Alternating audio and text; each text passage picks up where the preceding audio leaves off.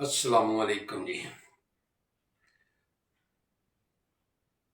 जिन्ने भी दोस्त मेरी वीडियो देख रहे हैं तमाम दोस्तों को खालिद महमूद पी के और बोरे वाले तरफ अस्सलाम वालेकुम जी।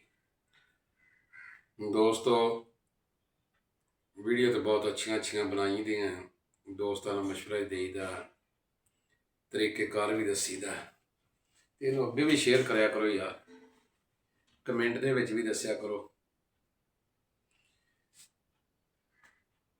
इन्हूं लाइक भी कराया करो, तो इन्हूं सबसक्राइब भी कराया करो। अज माशाअल्लाह जी ऐसी वीडियो दसन वाले हैं कि जिहड़ियां कबूतरियां आंडियां ते बहनियां पैरों तो रुक जांदियां, उन्हां कोल तुरिया नहीं जाता। इन्हां कबूतरियां का इलाज दसदे इंशाअल्लाह ताला 100% आजमाओगे करोगे तो लाजमी मुस्तफीद भी होगे। जिहड़ियां कबूतरियां आंडियां तो बह जांदियां ने, सब तो पहले तो ये अंदरों खुश्क होईयां होंदियां, आंडियां ते बह बह के ना जी ये खुश्क होईयां होंदियां, दाना कोई इस किस्म का खाधा हुंदा उहदे नाल खुश्क हो जांदियां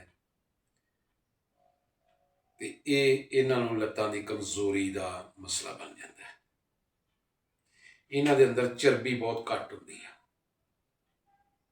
जिहड़े कबूतर लत्तां तो बहिंदे आ ये कमजोरी आ, जदों खुश्की इन्हां दे अंदर हुंदी ना उस वक्त ये लत्तां तो बह जांदियां, नहीं खड़ा होया। सब तो पहले इन्हां दा पोट पाट भर के दाना पानी इन्हां नूं दिओ, रजाओ, पहले इन्हां नूं कोई पानी पुनी भी दिओ, कोई 2-4 घंटे तो बाद एक मैथी इकबाल की गोली ते एक EVIAN का कैप्सूल के कतरे 6-7 कतरे वो इनू दे के इन्हां नूं सादा पानी दे विच 5 सीसी पानी ते 5 सीसी थोड़े कोले होना चाहिए अर्के गुलाब, 10 सीसी हो गया। ये 2 के 3-4 कतरे तुसीं शहद दे पा लेने इंशाअल्लाह ताला, दे के ते हवा ना लगदी होवे ऐसी जगह ते इनू रख देना। उम्मीद आ कि पहली ही खुराक नाल फिट हो जाएगा कबूतर। अक्सर कबूतरियां नूं हुंदा, कबूतरां नूं नहीं हुंदा। जिहड़ियां आंडियां ते बहिंदियां ना जां घोरना मलदियां, इन्हां नूं हुंदा, नरां नूं बहुत घट हुंदा। ये बह बह के ना पानी की वजह नाल, खुराक की वजह नाल एवें भज के जांदियां, थोड़ा मोटा खा के फिर आके बह गईयां। ये बह बह के ना जी इन्हां दा जिहड़ा खून जिहड़ा चालू नहीं हुंदा लत्तां दा, कमजोर हो जांदियां ते इस वजह तो ये बह जांदियां।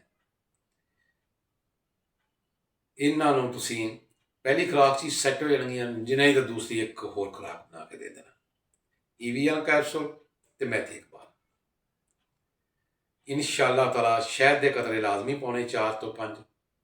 ये गर्म हुंदा है, ताकत भी हुंदी है। दूजी खुराक दे विच कबूतरी थोड़ी फिट हो जाएगी, सही हो जाएगी।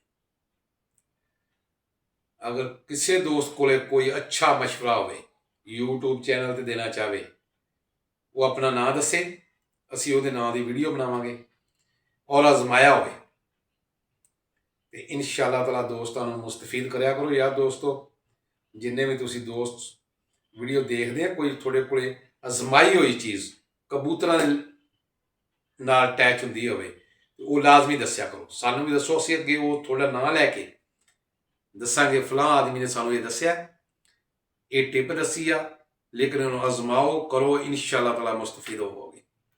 सानू कमेंट दे विच दस दिया करो।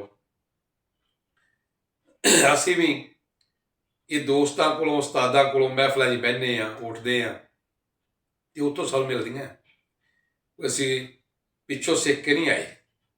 जदों आदमी किसी चीज़ नाल मुंसलिक हो जाता ना जी, जिन्ने भी कबूतरबाज दोस्त आ साडे भरा वा, ये साडा एक कुनबा है। अगर कबूतर तंदुरुस्त होणगे बचणगे तो साडा शौक होएगा, अगर कबूतर ही नहीं होणगे तो साडा शौक नहीं होना। लेकिन ਬਿਮਾਰੀ ਦੇ ਲਿਹਾਜ਼ ਨਾਲ ਕਿਸੇ ਦੋਸਤ ਕੋਲ ਵੀ ਅੱਛੀ ਤੋਂ ਅੱਛੀ ਟਿਪ ਹੋਵੇ ਉਹ ਲਾਜ਼ਮੀ ਦੱਸਿਆ ਕਰੋ, ਸਾਨੂੰ ਕਮੈਂਟ ਦੇ ਵਿੱਚ ਦੱਸੋ।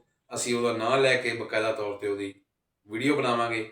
ਇਹ ਜਿਹੜੀਆਂ ਲੱਤਾਂ ਤੋਂ ਕਮਜ਼ੋਰ ਹੋ ਜਾਂਦੀਆਂ, ਬਹਿ ਜਾਂਦੀਆਂ ਕਬੂਤਰੀਆਂ, ਇਹ ਅੰਦਰੋਂ ਖੁਸ਼ਕ ਹੋ ਜਾਂਦੀਆਂ ਬਹਿ ਬਹਿ ਕੇ, ਇਹਨਾਂ ਨੂੰ ਜਦੋਂ ਖੁਰਾਕ ਦੇਣੀ ਆ ਉਸ ਤੋਂ ਬਾਅਦ ਇਹਨੂੰ AVN ਕੈਪਸੂਲ ਤੇ ਮੈਥੀ ਕਬਾਲ ਦੇਣੀ ਆ, ਤੇ ਸ਼ਹਿਦ ਵਾਲੇ ਕਤਰੇ ਤੇ ਗੁਲਾਬ ਦਾ ਅਰਕ।